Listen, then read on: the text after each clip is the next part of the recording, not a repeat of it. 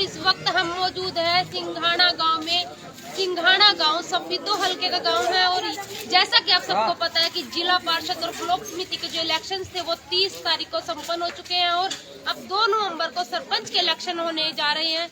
उसी की कड़ी को जोड़ते हुए आज हम सिंघाना गांव में पहुंचे हैं। यहाँ पर जयराम कश्यप जी, जिनका चुनाव निशान साइकिल है और वो एक अभियान लेके चले हैं नशा मुक्ति इलेक्शन। जैसा कि आप सबको पता है कि इलेक्शंस में जो है शराब सबसे ज्यादा बांटी जाती है, लेकिन जयराम कश्यप जी एक ऐसे कैंडिडेट, एक ऐसे उम्मीदवार के रूप में उभरे हैं जिन्होंने पूरे इलेक्शन में शराब का बहिष्कार किया है और फ्रूट्स को ज्यादा महत्व दिया है। तो सब आपको मिलवाते हैं जयराम कश्यप जी से, बात करते हैं उनसे कि वो किस एजेंडे को लेकर सरपंची के लिए उन्होंने ताल ठोकी है, किस एजेंडे को लेकर वो इलेक्शन लड़ रहे हैं और गाँव के विकास के लिए वो क्या क्या करेंगे। ग्रामवासियों से भी जानेंगे कि उनका कितना विश्वास जयराम कश्यप जी के लिए है। आइए बात करते हैं जयराम कश्यप जी से।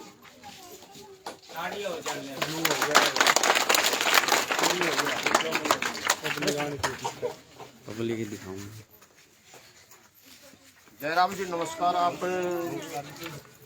आप सरपंच उम्मीदवार खड़े हो और इस आपकी क्या उम्मीद है गांव से, और आप गांव के आपके से क्या उम्मीद है? सबसे पहले मैं पत्रकार बंधुओं से नमस्कार करता हूँ। गाँव सिंघाना में आने पर पहुँचने पर का हार्दिक धन्यवाद करता हूँ। जितनी मातृशक्ति हैं, बंधु भाई हैं, सबसे ताऊ हैं, बड़े बड़ेरे हैं, जो भी हमें इनका आशीर्वाद लेकर के इस मुहिम को यहाँ लेकर के पहुँचा हूँ। आपने देख लिया होगा कि बच्चे बूढ़े नौजवान साथी आपके बीच में खड़े हुए हैं। अगर रही पब्लिक, आज गरीब आदमियों का सीजन है, खेत क्यार का काम है, सभी मजदूर खेत में अपना दिन काटने के लिए जाते हैं, लेकिन फिर भी इतना बहुत है कि आज इलेक्शन का लास्ट दिन है, 31 अक्टूबर है। 31 अक्टूबर को लास्ट हम ये चलाएंगे और 1 तारीख को हमारा घूमना फिरना बिल्कुल बंद हो जाएगा। हम सरकार के खिलाफ कोई ऐसा मुहिम नहीं चलाएंगे जो हमारे बीच में कहे भी एक उल्लंघन कर रहा है। सभी बुजुर्ग व नौजवान साथियों से मैं दोबारा अपील करता हूं कि आज जो मेरे कश्यप बिरादरी SC-BC भाई जिन्होंने मेरे को आशीर्वाद के रूप में आपके सामने पेश हुए हैं, वह यही बता देते हैं कि भाई जयराम कैंडिडेट एक ऐसा कैंडिडेट है जिन्होंने एक मुहिम चलाई है नशा मुक्त इलेक्शन। और 36 बिरादरी के जितने भी कैंडिडेट को 36 बिरादरी के जितने भी आए हुए हैं, किसी ने मेरे से कोई दारू नहीं मांगी है और ना मैंने किसी को दारू दी है। भारत को निकलना हरियाणा को सभी 2 मुल्क में मतलब ऐसा कहना चाहूँगा कि शायद बिरला ही कोई ऐसा होगा जिन्होंने सभी जो युवा साथी हैं उनको दारू पिलाई है। लेकिन आपने एक ही लक्ष्य लिया है कि आज भारत में जो नशा चल रहा है वो बहुत ज़ोर शोर से चल रहा है। हमने डिसाइड किया है, एक अपने दिमाग के अंदर एक ऐसी बात सोची है, आगामी से नशा मुक्त करके अपने जो नौजवान साथी हैं उनको खेल की प्रेरणा दे करके इस बुरी आदत से छुटवाना मेरा पहला अहम लक्ष्य रहेगा। और दूसरा लक्ष्य है, जैसे 55 साल से ऊपर बुजुर्ग हैं उनको एक ग्राउंड हमारे के अंदर स्टेडियम, उनको 100 मीटर की रेस या 200 मीटर का एक ट्रैक बनाया हुआ है, उनको 1100 रुपये इनाम दे करके मैं उनको प्रोत्साहित करना चाहता हूं, ताकि उनके इस उम्र में आकर के घुटनों के अंदर दर्द ना आए और मैं आहिस्ता आहिस्ता व्यायाम करें ताकि उनका स्वास्थ्य ठीक बना रहे। ये बुजुर्ग और नौजवान साथियों के लिए है। और रही बात गेम की, गेम का मेरा अहम फोकस है, क्योंकि आज 15 साल से ऊपर जो भी बच्चा होता है वो नशे की लत बहुत जल्दी पकड़ता है। लेकिन हमारा फोकस और एक नियम है कि जो हमारे गुरुजियों ने ये कहा कि भाई नशे से बचो और स्वास्थ्य ठीक रखो। बंधु भाइयों से मैं निवेदन करता हूं कि जितने मेरे नौजवान साथी हैं, युवा पीढ़ी के बच्चे हैं, उनके लिए मैंने क्या मुहिम चलाई है कि चारों तरफ गांव के एक एक जिम का प्रोग्राम, अगर मेरे को पब्लिक ने चाहा, नुमाइंदा मैं बन करके यहाँ आया बीच में, चारों तरफ गांव के एक एक जिम का प्रोग्राम, जिम सेट खुलवाऊंगा। ताकि बच्चे कुछ बच्चे जिम की साइड चले जाएं, कुछ बच्चे रेस की साइड में चले जाएं, कुछ बच्चे कुश्ती की साइड में चले जाएं, कुछ बच्चे वॉलीबॉल की उसमें चले जाएं, कुछ बच्चे उसमें फुटबॉल में चले जाएं, कुछ बच्चे क्रिकेट के अंदर चले जाएं, ताकि उनका स्वास्थ्य बना रहे। और आने वाले टाइम में जो भी वे प्रैक्टिस करेंगे, कोई पुलिस में लागेगा, कोई फौज में लागेगा, कोई बढ़िया तैयारी करेगा, तो IAS या UPSC या कोई भी MBA BEd MSc कोई करेगा, तो वही बच्चा करेगा जिनका स्वास्थ्य ठीक रहेगा। धन्यवाद। ताड़ी भाई ताड़ी ताड़ी। महिलाओं के लिए हमारा एक ही लक्ष्य है। जैसे हमारा एक पीछे जनरल कास्ट से सरपंच बना था सुरेंद्र सिंह राणा, हमने उनको एक ही आवाज़ रखी थी, भाई सरपंच साहब हम बना देंगे, लेकिन हमारा एक काम करना पड़ेगा। उन्होंने कहा कि क्या काम है? भाई हमारे गांव के अंदर इतने मजदूर हैं जिनको रोजी रोटी टाइम सर नहीं मिल रही, उनको रोजगार दिलवाने का आप फर्ज और कर्तव्य निभाएंगे, हम आपको इस चुनिंदा लेकर के आएंगे। हमने उनको सरपंच चुना और वो चुनिंदा बन करके आए और हमारी आदेश या आज्ञा का उन्होंने पालन करा। सभी गरीब आदमियों को उनको रोजगार दिया।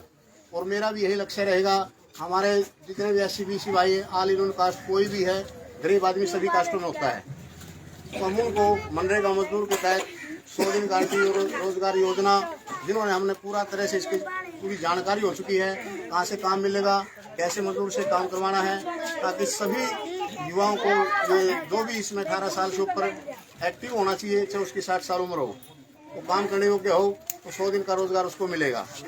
जैसे हमारे गांव के अंदर सफाई का है, स्कूल का है, स्वास्थ्य का है, टेम्पल है, कोई भी मंदिर है पुराना या कोई भी किसी प्रकार की चौपाल है, तो उनके अंदर कार्यों का सफाई का कार्य किया जाएगा।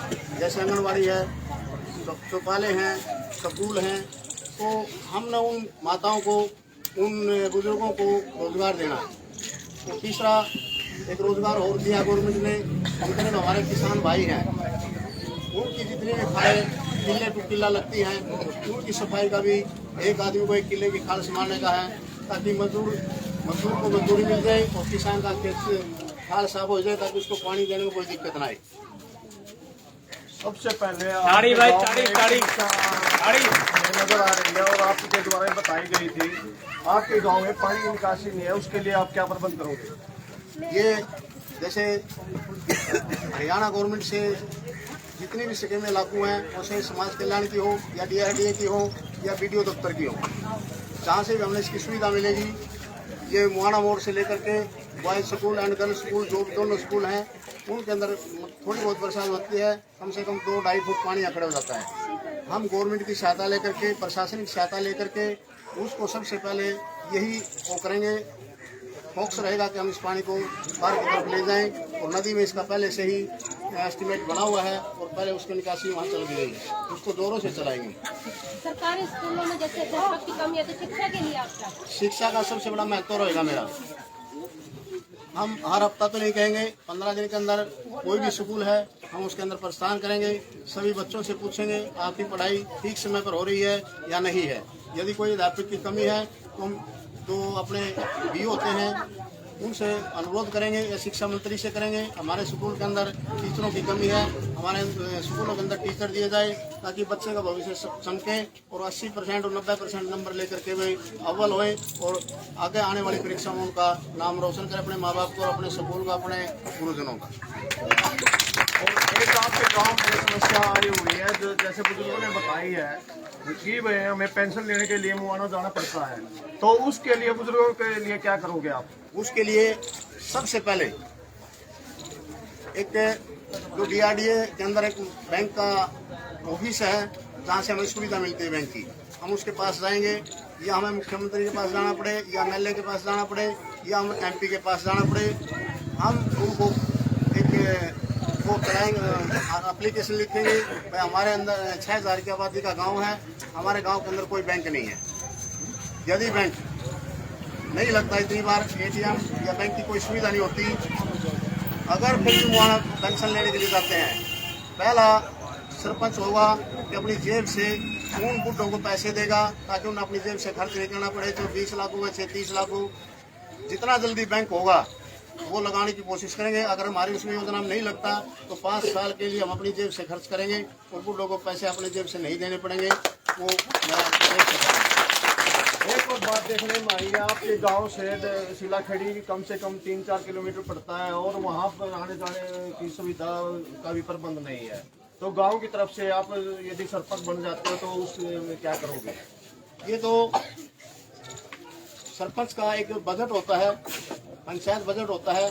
अगर इतनी दिक्कत आती है तो यहाँ हमारे पास बहुत 3 व्हीलर खड़े हैं, अगर वो नहीं चलाते टाइम से तो हम किसी जो अपना स्टैंड पे होते हैं सुविधा रखेंगे, बस स्टैंड के अंदर अपने वो बैठते हैं, उनकी अनुमति लेंगे, प्रधान जी बैठते हैं, आगे भी हमारे गांव के अंदर बस चलाई जाए ताकि हमें आने जाने में कोई सुविधा खेत पर कटना हो, हम ठीक समय पर सुविध हो जाए तो ठीक समय पर अपना सामान खरीद करके वापस आए। गाँववासी से आप अपने समाज की तरफ से देख सकते हैं और जितने भी कैंडिडेट खड़े हैं, किसी भी कैंडिडेट का मैं यहाँ कोई द्वेष की भावना नहीं है, कोई भी मेरे भाई हैं। 6-7 कैंडिडेट खड़े, हम किसी के खिलाफ हम आवाज़ नहीं उठाएंगे और हंस के इलेक्शन लड़ेंगे। कोई हमारी तरफ से कोई मिस्टेक नहीं होगी और यही मेरा एक सभी के सामने एक हाथ जोड़कर गुजारिश करता हूँ कि जो भी सुविधा असुविधा है, असुविधा को सुविधा में बदलना है और जो भी मानसिकता कमजोर है, जैसे दवाई की है, हॉस्पिटल की है, समय समय पर सभी काम वो करेंगे। तो मैं आपसे बंधु भाइयों से नमस्कार करता हूँ। जय हिंद, जय भारत। अभी आप मिले जयराम कश्यप जी से, हम गाँव वासियों से, ग्रामवासियों से पता करते हैं कि उनका कितना विश्वास है जयराम जी के प्रति। आइए हम महिलाओं से बात करते हैं। हाँ जी, क्या कहेंगे? जयराम जी ने अभी जो एजेंडे बताए हैं आपके लिए काम रोजगार लेके आएंगे, तो उसके बारे में आप क्या कहेंगे? तो आप साथ हैं? हाँ, साथ हैं। कितना समर्थन देते हैं महिला शक्ति? आप खड़े करके बता दीजिए। तो आप देख सकते हैं कि महिला शक्ति भी जो है, जैसा कि आप सबको पता है कि भारत सरकार ने 50% जो है आरक्षण महिलाओं को दिया हुआ है चुनाव के दौरान भी, और इसी के कड़ी को जोड़ते हैं महिलाओं का साथ भी जयराम जी के साथ है। और भी ग्रामवासी से बातचीत करते हैं कि उनका क्या कहना है। नमस्कार, क्या कहेंगे जयराम जी के प्रति? कितना विश्वास आप दिखा रहे हैं, कितना समर्थन आप कर रहे हैं?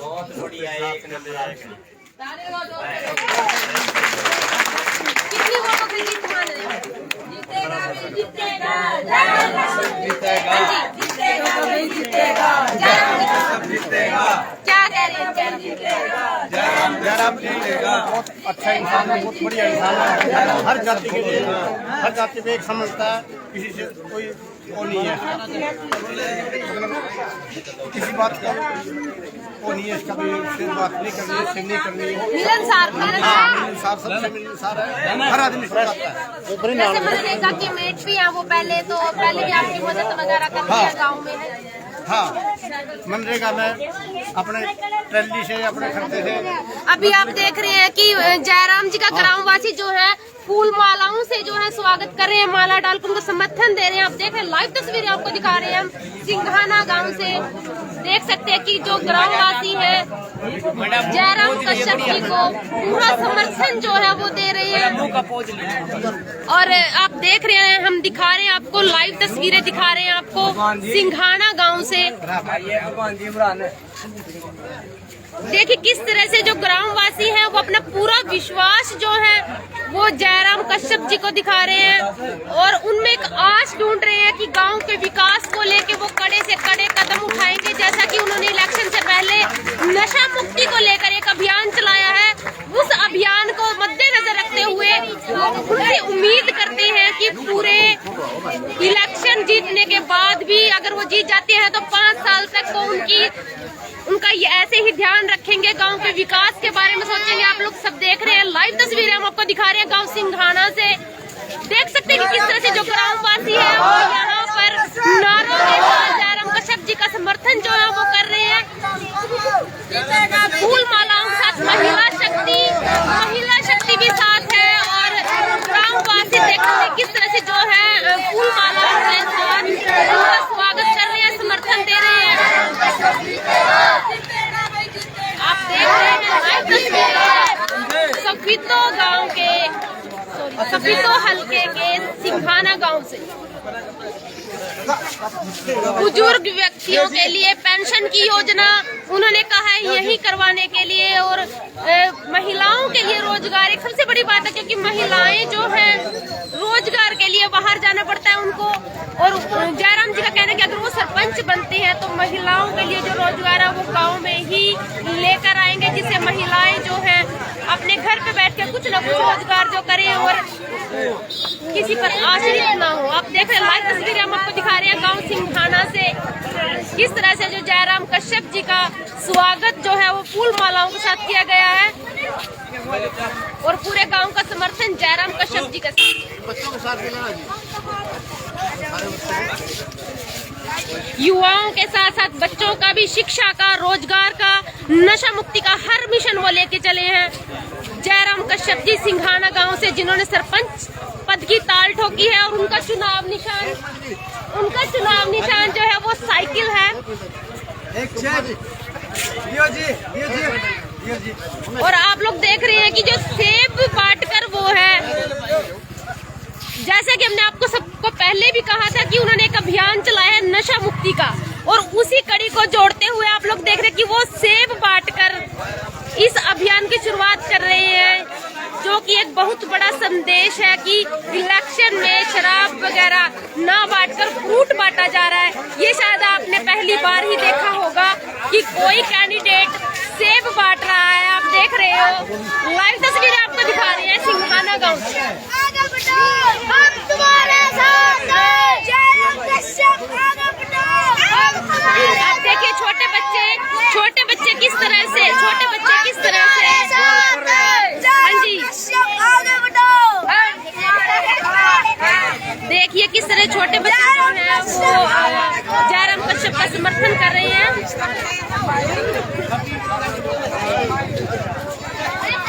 हाँ जी, क्या कहेंगे आप जयराम जी?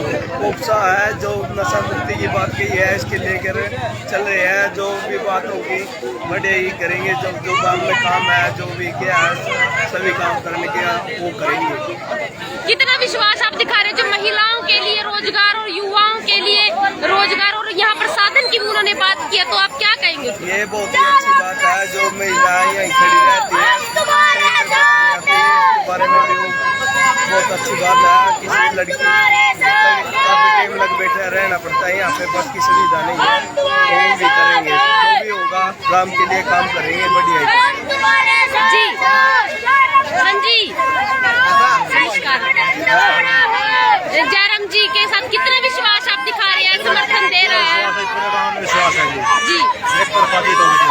कैसे, मतलब कितना, क्या आपको लगा कि जयराम कश्यप जी सरपंच पद के लिए एक सही उम्मीदवार है? नशा मुक्त अभियान, नशा मुक्त इलेक्शन है जी, किसी को दारू नहीं प्यारे, पूरे गांव के साथ जी। तो अभी आप देख रहे हैं लाइव तस्वीरें आपको हम दिखा रहे हैं गांव सिंघाना से, जिस तरह से जयराम कश्यप का जो स्वागत ग्रामवासियों ने किया है।